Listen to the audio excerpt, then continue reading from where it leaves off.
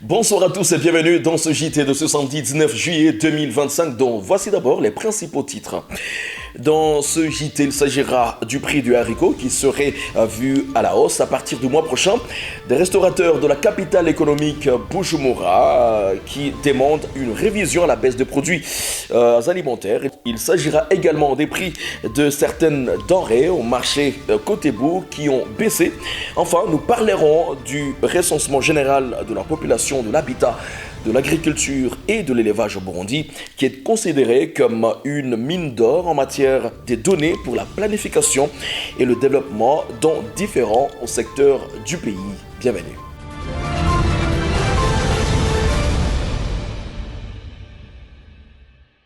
Comme je le disais dans les titres, l'un des aliments des bases au Burundi, à savoir le haricot, connaît une baisse de prix aujourd'hui. Toutefois, le prix de cette denrée monterait encore à partir du mois prochain. La précision avec Patrick Nyonguru, Fulgence Vikolimana et Yves Moïse Dagijimana se fait.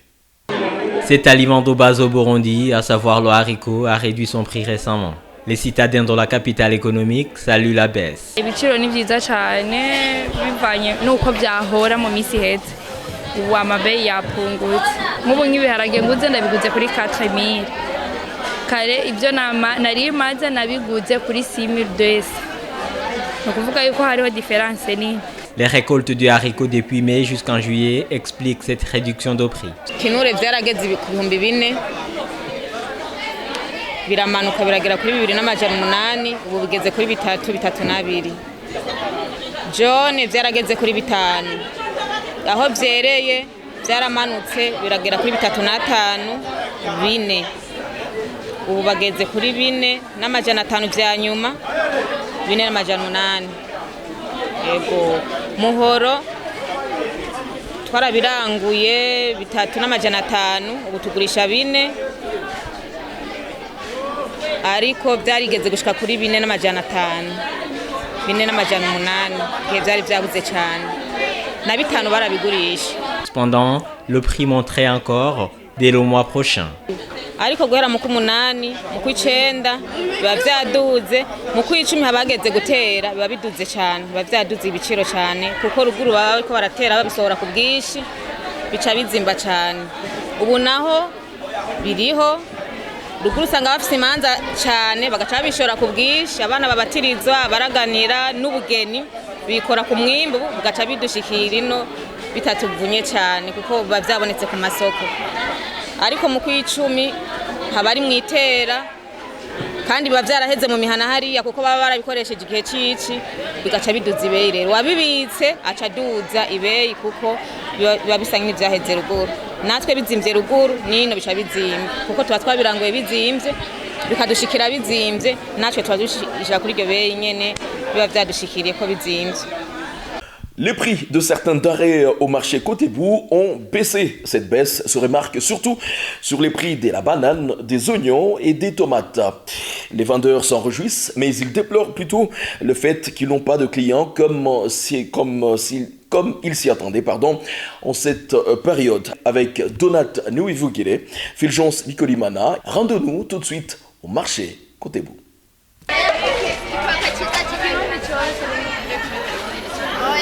Ici se vendent les bananes. Les prix ont sensiblement baissé.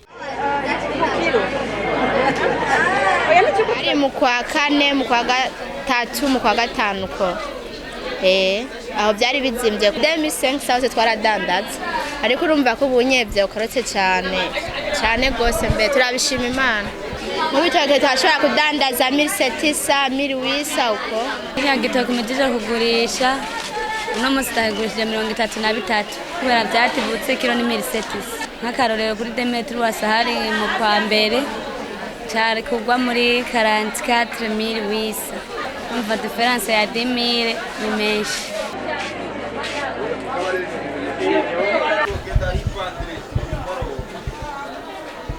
On a avancé vers l'intérieur du marché, là où sont entassés les oignons et les tomates. Le prix de ces légumes a baissé de moitié.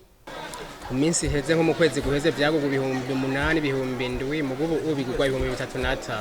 Hari igihe zageze ku 7,000 ziramanuka kuri 6, ariko ziramaze iminsi ziri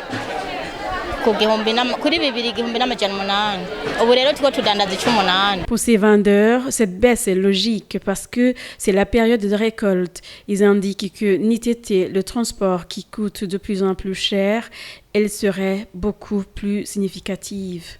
Nk'ubu twebwe turiko tugurisha 1700 ababosi tuba twabaranguye nka 1600 1500 umenye be uza kugura ari uko yashitse bivanye n'imodoka ingene yamugoye nayo habiduza yabimanukanye neza imodoka itamugoye tumugurira ibeyi nziza. Iyo aba hari nk'ibitoro n'igihumbi ziba zigoga kuko ubwiye nko mu murima nk'ahantu bazikwemereye ukagenda ukazipakira ukacushirako nk'imodoka y'ibihumbi 200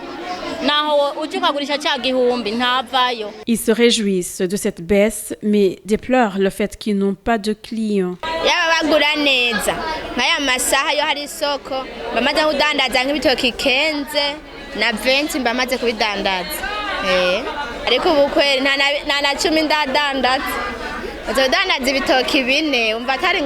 Des fournisseurs qui ont requis l'anonymat nous ont fait savoir qu'à l'intérieur du pays, les prix des denrées alimentaires de base ont sensiblement baissé, mais que ceux des tickets de transport restent instables, ce qui affecte les prix à Bujumbura.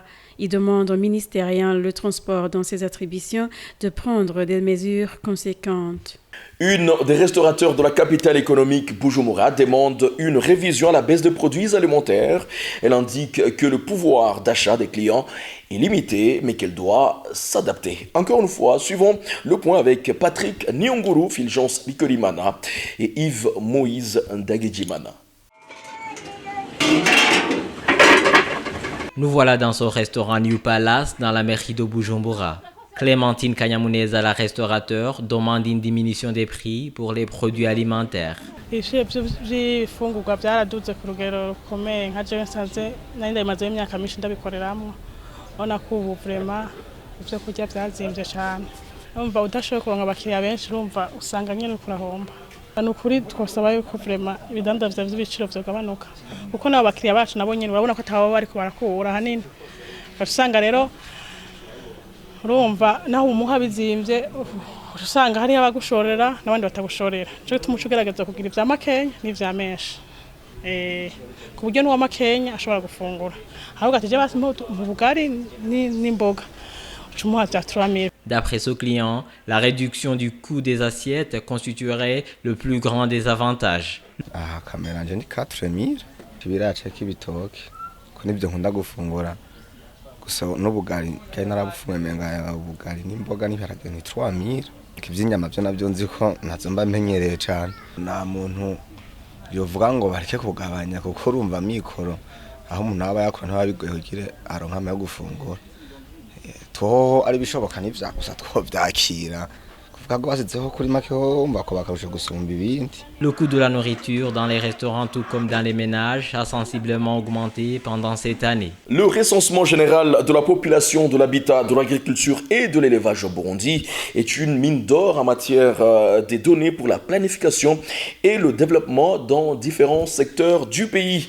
Ce sont là les propos de Jidikael Elijé, les représentants résidents du Fonds des Nations Unies pour la population FINUAP. En sigle au Burundi.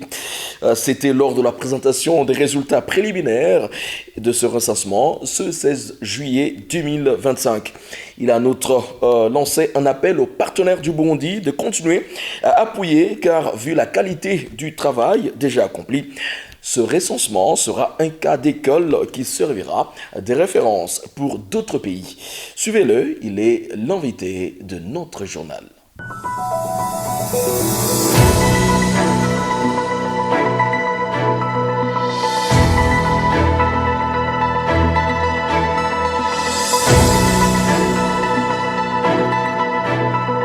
Je voudrais avant tout féliciter le gouvernement du Burundi et tous ses organes techniques du recensement, à commencer par le Comité national d'orientation du recensement, le comité technique, les comités communaux et provinciaux, pour l'engagement très fort du gouvernement burundais qui a financé en grande majorité son recensement, qui est l'une des premières fois où ça se passe au niveau du Burundi et au niveau de l'Afrique.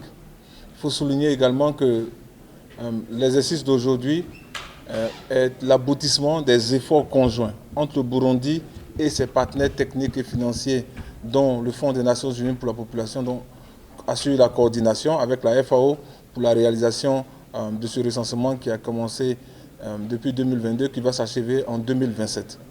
C'est un sentiment de satisfaction d'avoir accompagné le gouvernement techniquement pour la réalisation de cet exercice qui permet aujourd'hui de donner les premiers grands résultats de l'architecture en matière de données socio-démographiques sur les questions agricoles et sur les questions d'élevage au niveau du Burundi.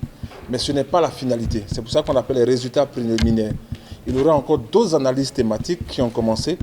On pense à 18 rapports thématiques, on peut aller au-delà, qui vont toucher aussi bien les questions liées à la fécondité, à la mortalité, à l'agriculture, à l'urbanisation, aux infrastructures, à la santé, à l'éducation, à la protection sociale, au tourisme. Donc, aux conditions climatiques, on aura des rapports aussi variés, y compris la migration. Et donc, après ces analyses, il y aura aussi les analyses liées aux différents secteurs de l'agriculture et de l'élevage qui permettront aux différents décideurs politiques de pouvoir prendre des décisions. Mais les résultats actuels nous donnent une belle photographie et nous permettent de nous projeter dans chaque province, chaque commune actuellement pour savoir quelle est la structure de la population, quels sont les enfants en âge d'aller à l'école, et cela va nous aider dans la planification, dans le suivi des différentes politiques.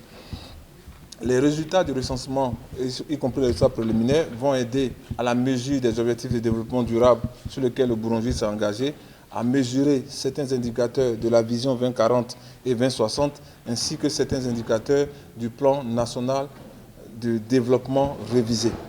Et donc, c'est à l'actif de tous les acteurs, y compris les partenaires au développement, de continuer à soutenir cette initiative qui va nous permettre de disposer des données fiables et de disposer des données utiles à tous les échelons pour continuer. Et il y a un certain nombre d'activités qui sont encore requises, l'archivage, et l'archivage va permettre au gouvernement burundais et à tous les utilisateurs d'avoir toute la documentation liée à ce recensement, y compris les données. Et la plateforme digitale va être une interface dont je parlais tout à l'heure, qui permettra à chacun, vous, moi, n'importe qui au niveau du Burundi, de pouvoir avoir accès, interroger les données, faire ses propres analyses, télécharger un certain nombre de données pour continuer. Donc je pense aux universitaires, aux chercheurs, aux étudiants, aux responsables communaux qui vont avoir cette latitude de données pour essayer d'aller de l'avant et faire des analyses. Je pense également au secteur privé. Je donnais tout à l'heure l'exemple de quelqu'un qui travaille dans l'agriculture, qui doit fournir des engrais. Il doit savoir quels sont les ménages et quels sont les types de cultures pour quel type d'engrais qu'il faut. Quelqu'un qui est dans le fourrage pour le bétail doit savoir est-ce que dans cette zone il y a suffisamment de bétail qui a besoin de fourrage pour pouvoir en produire. Donc ce sont des outils de décision stratégique, des outils d'analyse qui vont guider aussi bien le secteur public que le secteur privé. Le gouvernement a contribué à hauteur de 60%. Et ces 60%, vous prenez la plupart des pays africains. Vraiment, vous pouvez en prendre. Comme je disais, le Burundi, c'est le 4e recensement dans lequel je participe. C'est le premier recensement où le gouvernement a contribué à hauteur de 60% en tenant compte du revenu du pays et du classement du pays. Ça, c'est une référence.